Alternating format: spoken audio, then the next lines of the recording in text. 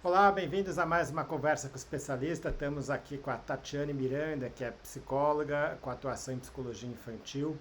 A Tatiane tem formação em psicoterapia cognitivo-comportamental da infância e da adolescência, pós-graduação em neuropsicologia pela Universidade Federal da Bahia e tem atuação tanto em pesquisa como na área clínica com avaliação e reabilitação do desenvolvimento infanto-juvenil.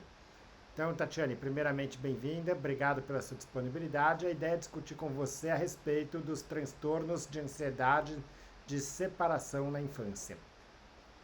Maravilha.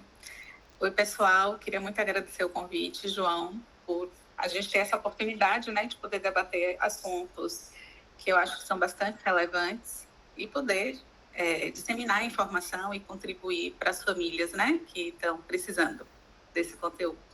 Ótimo. Então, assim, para começar, as crianças são muito diferentes uma da outra, né, em termos de comportamento. E muitas vezes os pais querem associar, pais ou familiares ou amigos querem associar os comportamentos da criança a certas atitudes do pai, colocar quem que é o culpado, quem que não é. Mas de fato é que as crianças são diferentes, né? Uma característica que é muito comum para talvez a maioria das crianças é a dificuldade de se separar dos pais, seja na hora que chega na escola, seja numa festa, às vezes para ficar na casa de algum amigo, de algum familiar também, que não seja os pais. Às vezes até uma dificuldade de separação do cuidador, né? Quando é uma criança que fica muito tempo com o cuidador, né? Isso a gente pode, embora assim, nem todas as crianças vão ter uma dificuldade maior ou menor, não tem uma regra, um padrão do que é isso daí, né? Mas é uma coisa que a gente sabe que ela é comum e normal, né? Vamos dizer assim. Quando que isso passa a ser um transtorno, um problema e que necessita, vamos dizer, de alguma avaliação, de algum tratamento específico? Uhum. Você disse muito bem, João. Tem alguns padrões de comportamento que são normais, são do desenvolvimento. Então, quando a gente pega um bebezinho ali com 6, 8, até um aninho de idade, é natural que exista uma ansiedade de separação dessa figura de apoio. Eles podem estranhar uma pessoa nova que chega ali no contexto. A entrada na escola também pode ser difícil, ali por volta dos 2 anos. É, mas se torna algo mais preocupante quando prejudica a funcionalidade. E o que é que eu estou me referindo, né? Eu vou pegar o exemplo que faz parte da vida de muitas famílias, que é a criança entrar na escola aos 2 anos de idade, mais ou menos, né? Que é uma grande mudança na vida da criança. Ela vai deixar um ambiente que ela já conhece as regras, como funciona, vai entrar num ambiente completamente novo, onde as figuras de autoridade vão mudar, as regras são diferentes, é um ambiente mais estruturado normalmente do que um ambiente domiciliar, e é um grande desafio. Por isso que as escolas têm aquela semana ali de adaptação. Quando é que se torna preocupante e a gente já tem que pensar num comprometimento maior, num transtorno? Quando existe um sofrimento muito evidente, então a criança chora em demasia, ela pode ter tremores, ela pode apresentar na fala um nervosismo, uma angústia mesmo, né, diante dessa possibilidade de separação da figura, ou ali na iminência mesmo, no momento de separar. Quanto menor a criança, menos elaborada vai ser esse medo. Então, a criança piquititica, ela pode apresentar mais esses sinais quando se fala no assunto ou quando acontece a separação, né? As crianças maiores já podem apresentar um medo mais elaborado, pensando em consequências, pensando no medo de perder essa figura, se o pai ou a mãe sair para trabalhar, se vai voltar, e a violência, como é que fica, se eles vão estar seguros, como é que vai ser no trabalho. Quando a gente fala de uma ansiedade de separação dentro do desenvolvimento, é muito pontual, é breve, a criança ela ressignifica ali em poucos dias o que está acontecendo, se torna uma possibilidade de transtorno quando ocupa muitos dias, quando a criança fala o tempo inteiro naquilo, quando realmente sai de uma curva de ser transitório, né? E a criança pode não querer ir para a escola, pode não querer sair de casa, tanto para não se afastar dessa figura que pode ficar em casa, né? Você falou de dormir na casa dos colegas, então são crianças que um pouco mais velhas, tem a festa do pijama, até aniversários, né? Que agora tem esse tema, e eles não vão. Então, eles relutam de maneira sistemática em se afastar dessas figuras parentais. Pesadelo. Toda vez que eu faço anamnese, pensando no desenvolvimento, eu pergunto sempre sobre pesadelos. Se tem excesso de pesadelos, qual é o conteúdo desses pesadelos. Claro que quando a criança é muito pequenininha, ela não vai saber relatar, né? E aqui eu estou falando de crianças um pouco maiores. Mas pesadelos em excesso, queixa somática, então enjoo, vômito, dor de barriga, dor de cabeça, né? Que são queixas somáticas muito relacionadas à ansiedade. Então, quando você tem um prejuízo de funcionalidade, a criança está deixando de fazer coisas que são naturais para a faixa etária dela, com um grande nível de sofrimento, de choro, de nervosismo, aí vale a pena se investigar um pouco melhor. E os pais sabem, viu, João? Porque os pais comparam, né, com as outras crianças. Exato. Mas Então, é um pouco isso que eu quis trazer no começo, né? Quer dizer, que essa comparação ela pode ser boa, mas também não, porque tem umas crianças que de fato são muito fáceis com isso, né? E que talvez vai para o outro extremo, né? Então, aquela que num primeiro dia de aula já está lá super bem, dá tchau para os pais e vai embora como se nada tivesse acontecendo. Isso também, né, quer dizer, vamos dizer,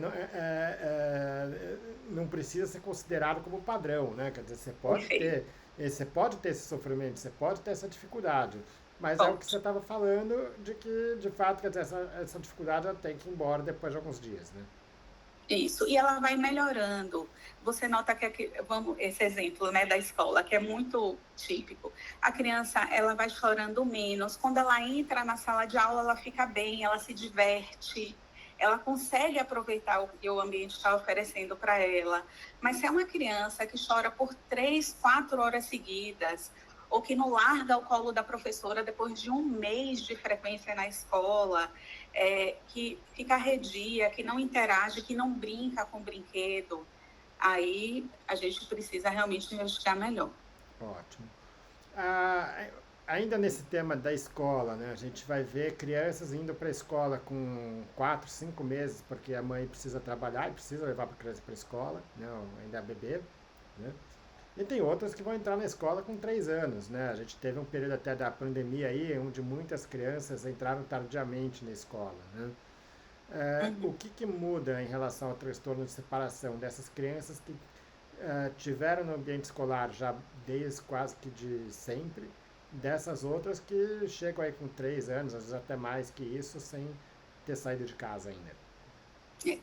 Aí a gente tem que analisar algumas variáveis, né? Primeiro, como foi feita a adaptação. Eu posso ter um bebê que entra na creche e é feita uma excelente adaptação e esse não vai ser um evento traumático para ele. O transtorno de ansiedade, ele muitas vezes vem acompanhado de uma situação bastante estressante, que a criança não tinha recursos para lidar com aquela situação. E aí pode ser por uma característica própria ou porque a situação realmente é demais para a idade. E aí dispara todos esses sinais que a gente conversou. Quanto menor a criança, mais os pais devem demonstrar que aquele ambiente é um ambiente seguro. Então, uma coisa que a gente fala muito para mães de bebês. Quando um outro adulto se aproxima, eu sempre aconselho que esse adulto se aproxime conversando muito com o adulto que está com a criança. A criança não deve ser o primeiro foco de contato. Porque a criança, mesmo bebezinha, ela percebe que se aquele adulto está conversando com a figura de referência para ela, de segurança, usando um tom de voz ameno, com bom humor, que é uma conversa corriqueira, que é uma boa conversa, essa criança, esse bebê percebe, e essa nova pessoa, tem mais chances de também se tornar uma figura, eu não digo de apoio e de grande vínculo, mas de um ambiente acolhedor para essa criança. Porque a criança percebe que se não oferece risco para a mãe, pode não oferecer risco para ela. Claro que não existe um nível de elaboração e de raciocínio do bebê, ele é um bebê, mas ele percebe esses sinais e se ele não tem, né, nenhuma dificuldade de leitura contextual, ele vai entender. Então, quanto menor a criança, talvez precise sim de um tempo de adaptação maior, a gente pode precisar de mais recursos, inclusive materiais, levar objetos de apoio e de suporte, né?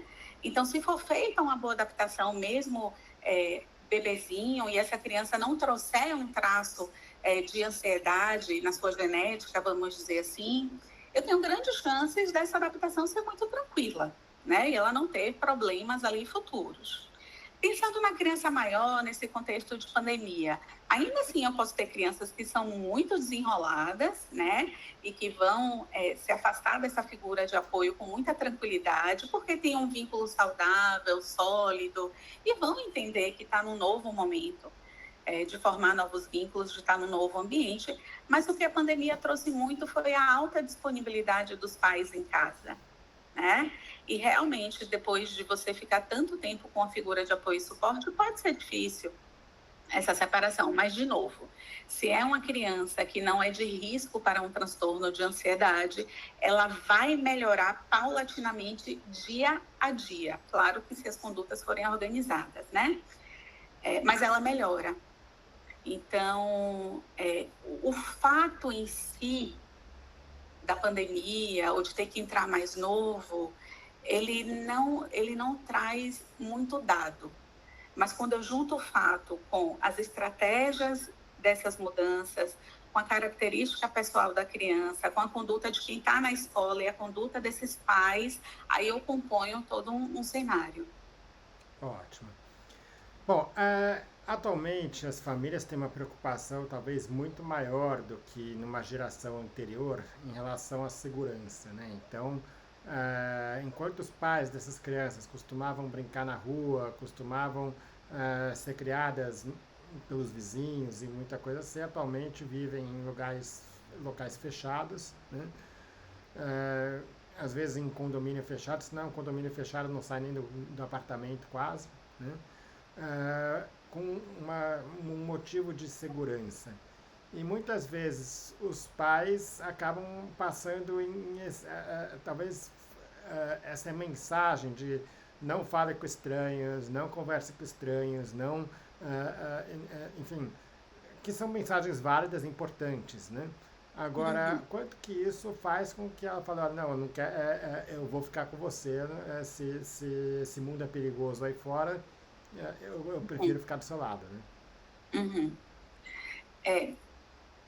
Essa é uma situação bem delicada, principalmente quando o transtorno já está instalado.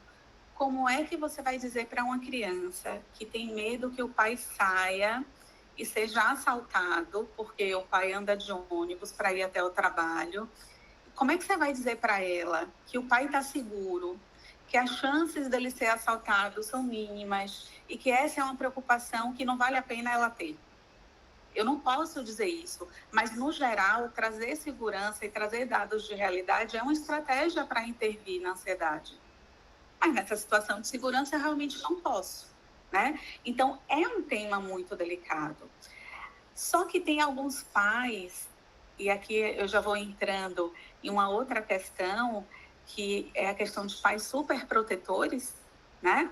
Então, já está muito bem escrito na literatura que pais superprotetores, que normalmente costumam ser pais ansiosos, João, são pais que também são inseguros e, portanto, passam sim essa insegurança e o medo, né? Que o mundo é um lugar perigoso, que passam isso constantemente para a criança ou para o adolescente. Isso sim contribui para um comportamento mais ansioso. Então, é buscar a medida certa. A gente tem que se proteger, claro, né? Mas a gente tem que propiciar pequenos momentos de enfrentamento, de situação, onde essa pessoa desenvolva autonomia, desenvolva segurança, desenvolva experimentação. E se der errado, longe da figura de apoio, como é que ele pode resolver? Quais são as estratégias que eles podem buscar para resolver o problema? Porque muitos deles são capazes de resolver problemas longe da figura de apoio. Claro que você está pensando mais no desenvolvimento típico, ainda que nesse contexto mais controlado. Então, é buscar equilíbrio. A gente tem que pensar, assim, em segurança, mas será que realmente, em todo momento, a gente precisa estar ali do lado da criança ou do adolescente para que ele fique seguro? Ótimo. Bom, a gente conversou bastante aqui sobre a escola, né? Mas chega um momento em que, como você falou, quer dizer, a criança acaba ganhando a confiança da escola e ela aceita ir para a escola, acaba entendendo aquele ambiente e vai tranquila. Mas aí depois não vai para casa da amiga, né? Quer dizer, então, assim, ó, na escola tudo bem, mas ficar na casa da amiga sem a mãe, aí já não, a mãe tem que estar do lado, né? O transtorno de ansiedade de separação, ele vai ser caracterizado em todos os momentos ou você pode ter essa situação, olha, na escola ok, mas fora da escola não? Pode ser algo mais pontual, sim, né? O transtorno de ansiedade de separação, ele tem uma característica mais ampla, né? Que envolve essa questão de separação, mas quando a gente tem um transtorno instalado e a gente está em intervenção, a gente pode ir ganhando pouco a pouco de acordo com o contexto, né? Então, vamos lá. Uma parte do transtorno de ansiedade de separação não precisa de intervenção, né? Eles podem ter remissão de sintomas, a criança vai ali aprendendo, vai evoluindo, ok. Mas uma parte vai ficar, né, ao longo da vida. E quanto mais grave for, mais atenção a gente precisa ter nos vários contextos. Então, eu sugiro sempre que a gente comece de contextos que estão prejudicando mais a funcionalidade, né, daquela pessoa, e a gente vai expandindo aos poucos, né, o contexto. E isso é bom, porque quando a gente fala de ansiedade, tudo pode ser muito difícil. Falando especificamente de ansiedade de separação, eu posso ter o contexto de separação em muitos contextos. Se eu não especifico isso para a criança e para a família, eu, enquanto psicóloga, eu posso correr o risco da família não notar a evolução e da criança não notar a evolução. E quando a gente faz intervenção em ansiedade, a gente precisa fortalecer a criança, fortalecer a autoestima no sentido de ela é capaz de resolver pequenos problemas. Ela tem recursos para resolver pequenos problemas. Claro que esses recursos são ensinados, né? São treinados. Então, a gente faz uma exposição controlada, muitas vezes. Se eu generalizo muito, ou até se eu não especifico contextos, ele simplesmente pode ter a sensação de que não está evoluindo e que, portanto, são incapazes, e aí eu tenho um efeito contrário dentro desse processo. Então, pode sim acontecer em contextos específicos, isso não é algo que diga, não, se está na escola e não está em outro contexto, não é transtorno de ansiedade de separação, não é bem assim.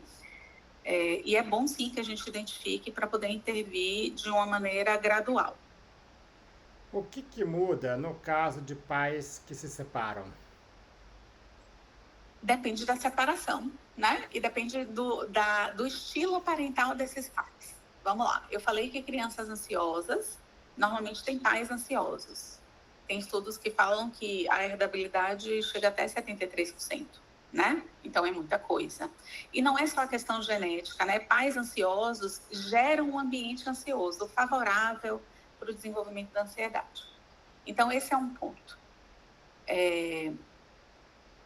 A separação em si pode ser muito tranquila, né?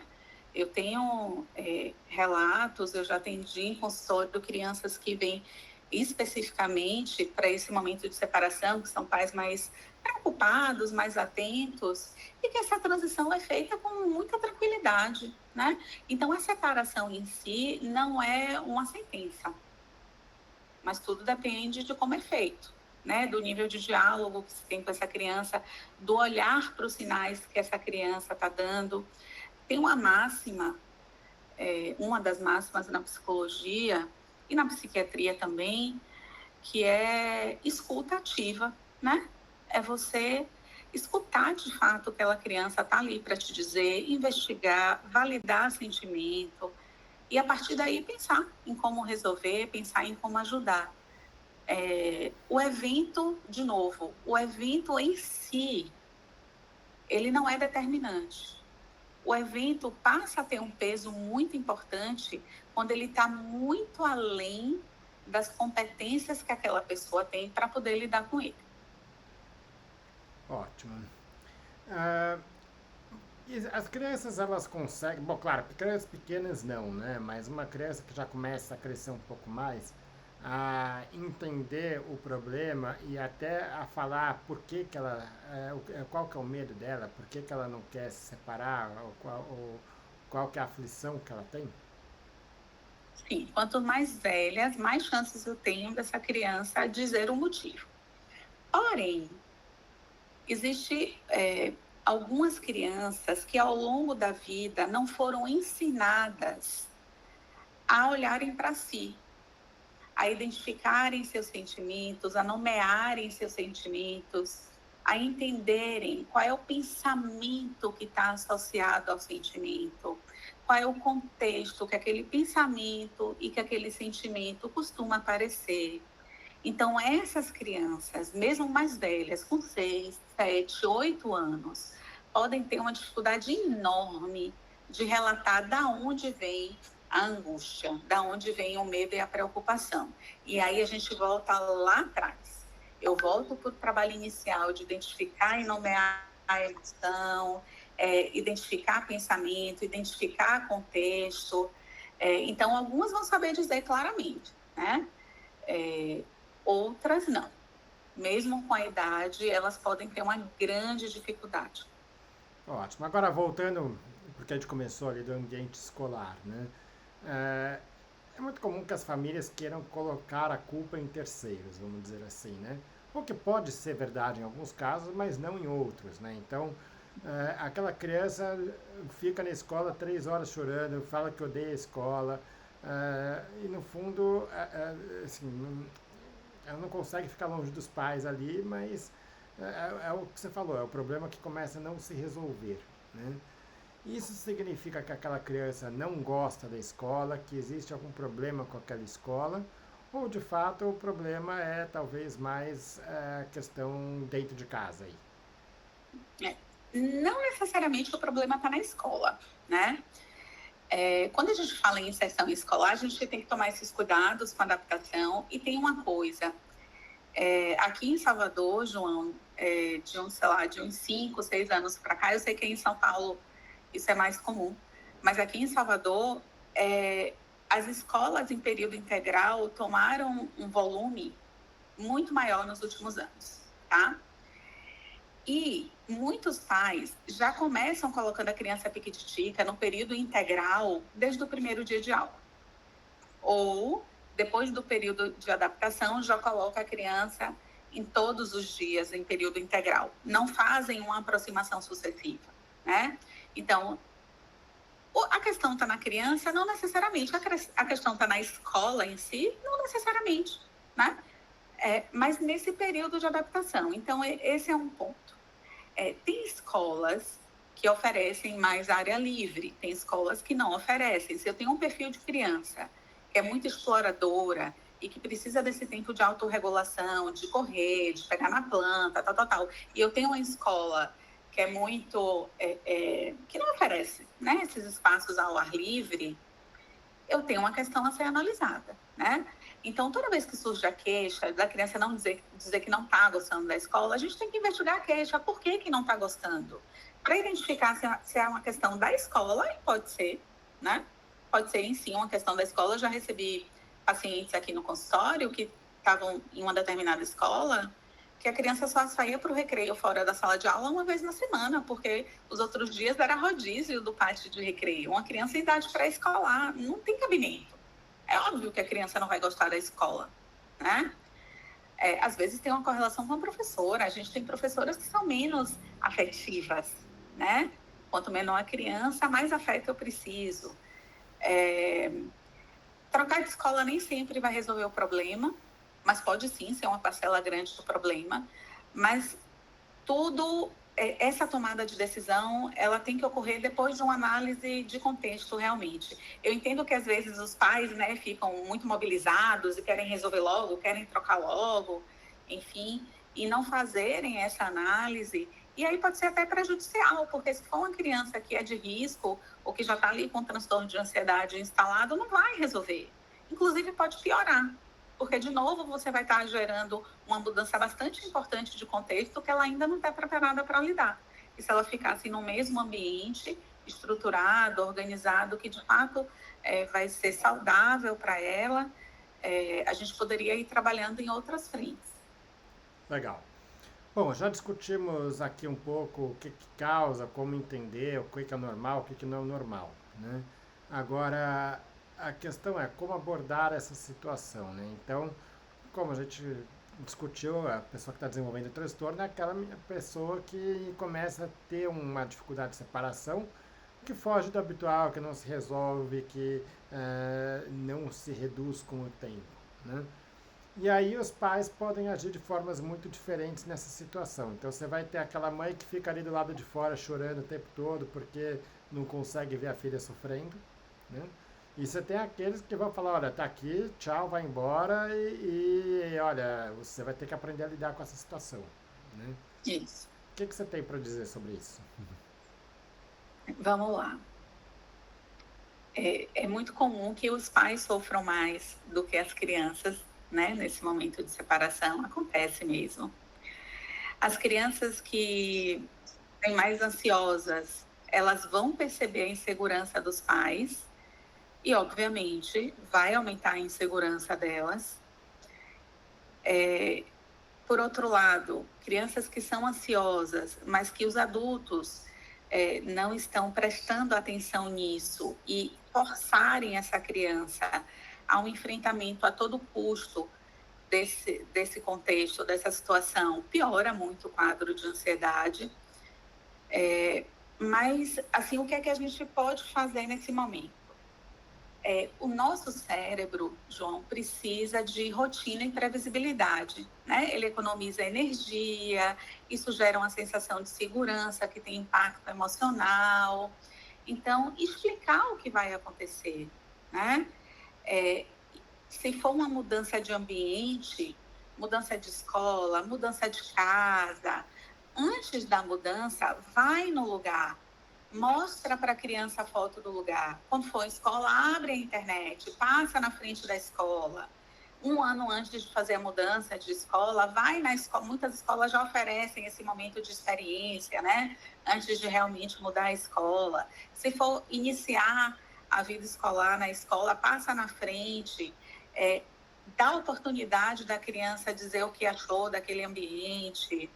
Então, antecipar o que vai acontecer gera uma sensação de segurança, dá uma rotina. Olha, filho, agora de manhã eu vou te deixar na escola, eu vou trabalhar, depois eu vou voltar para te pegar, a gente vai para casa, você vai fazer isso e isso em casa. Claro que não é uma rotina rígida, e aí aqui tem uma casquinha de banana, tá? Crianças ansiosas, elas têm necessidade de controle. Então, a rotina pode ser muito boa, porque dá uma sensação de segurança, mas a rotina inflexível aumenta os sinais e sintomas de ansiedade. Porque é como se ela precisasse desesperadamente que acontecesse do jeito que foi combinado, que acontecesse do jeito que ela pensou, para ela se sentir confortável e segura. Então, mesmo com essa previsibilidade, a gente deve deixar uma portinha aberta para imprevistos e preparar a criança para isso também. Vamos dizer, seria um exemplo, vai na casa da amiga, olha, tudo bem, vai na casa da amiga, eu vou te buscar no final da tarde, não sei o quê, mas não é hora, às 4h35 eu vou estar lá para te pegar, né? Isso. Eu venho mais ou menos 4h30. Eu posso chegar um pouquinho antes, eu posso chegar um pouquinho depois, se tiver engarrafado, mas tá tudo bem, você tá na casa da sua amiga. É um lugar seguro, eu confio na casa que você está. Então, muitas vezes, a gente que é adulto, às vezes a gente esquece. Eu tinha uma professora que dizia que o óbvio tem que ser dito, né? Então, a gente esquece que a gente às vezes precisa dizer o óbvio, né? Então, é óbvio que eu posso me atrasar por causa do trânsito para pegar meu filho na escola e ele vai ter que esperar 20, 30 minutos. Então, eu preciso explicar isso para ele, né? Inclusive, quando a gente está em intervenção, se a criança está naquele ponto que ela já dá conta disso, eu peço para os pais fazerem isso. Eu peço para se atrasar. Claro que com essa antecipação. Tem uma coisa que, poxa, muito adulto faz também. Sai escondido da criança de casa. Sai para trabalhar escondido. Gente, não pode fazer isso, de forma alguma. A criança precisa entender que esse momento de separação faz parte da vida. Então, você se despedir, criar um ritual curto, tá? De despedida, não é ficar se despedindo 1.500 vezes da criança, não. Mas criar um ritual curto. E mesmo que ela fique chorando ali, se tem uma outra figura em casa de apoio e suporte, ela vai chorar por um tempo e depois ela vai se acalmar, né? E aí quem ficou em casa entra com estratégias de autorregulação emocional.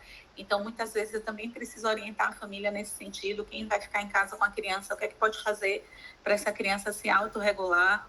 Então, criar pequenos rituais de despedida, não sair escondido, começar com pequenas separações, né? Não precisa viajar 3 dias e deixar a criança com outra pessoa, mas pequenos momentos de separação, validar, viu que você foi para a escola e ficou tudo bem, que você se divertiu, que você conversou com fulano, que a professora te deu atenção, olha, qualquer coisa que você precisar, procure fulano ou fulano.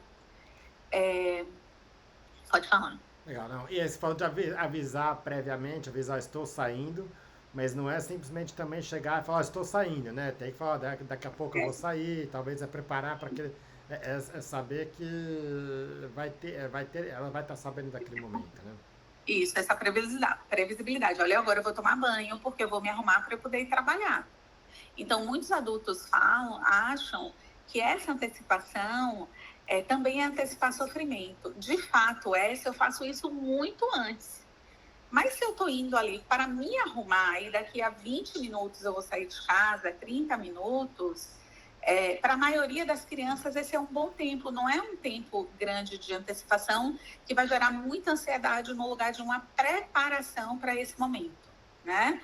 Então, avisar dessas etapas, transmitir segurança, como a gente falou, tem pais que ficam chorando ao deixar a criança na escola. Qual é a mensagem, né, que é passada?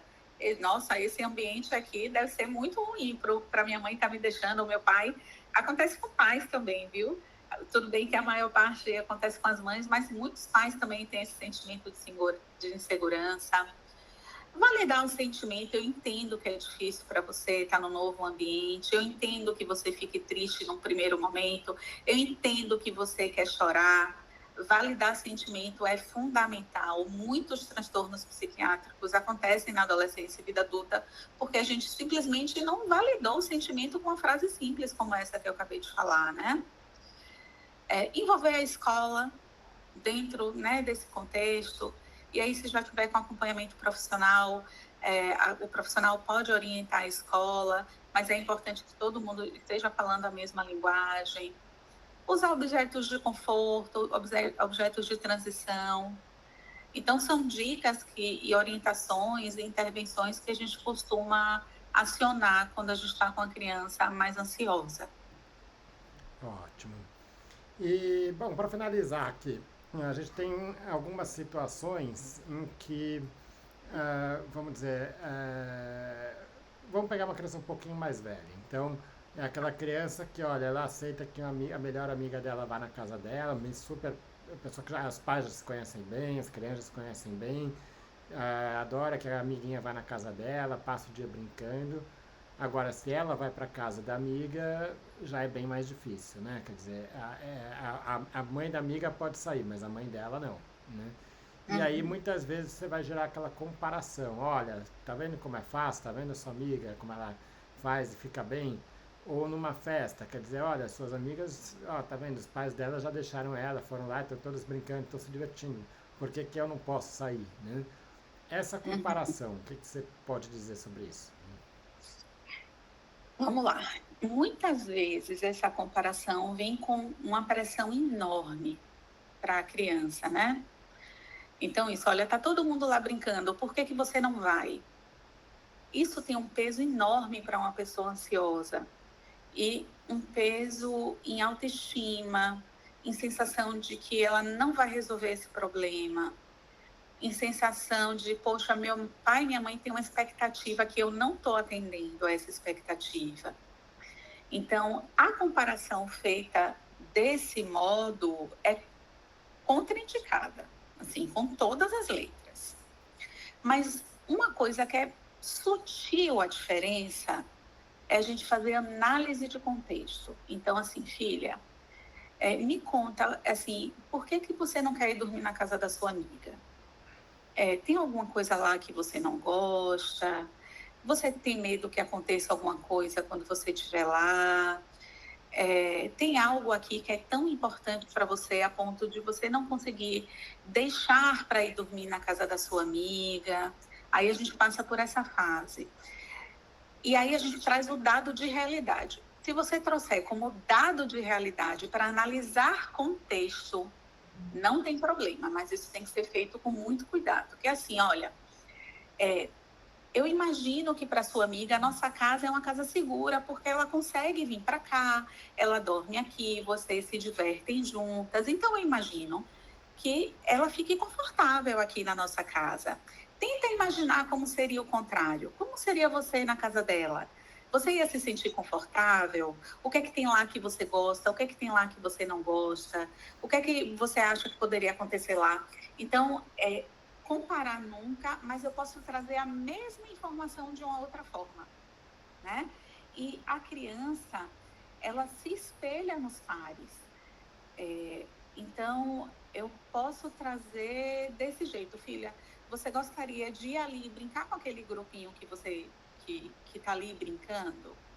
Eu não estou comparando ela com o grupo que está brincando e botando o holofote na incapacidade dela de ir.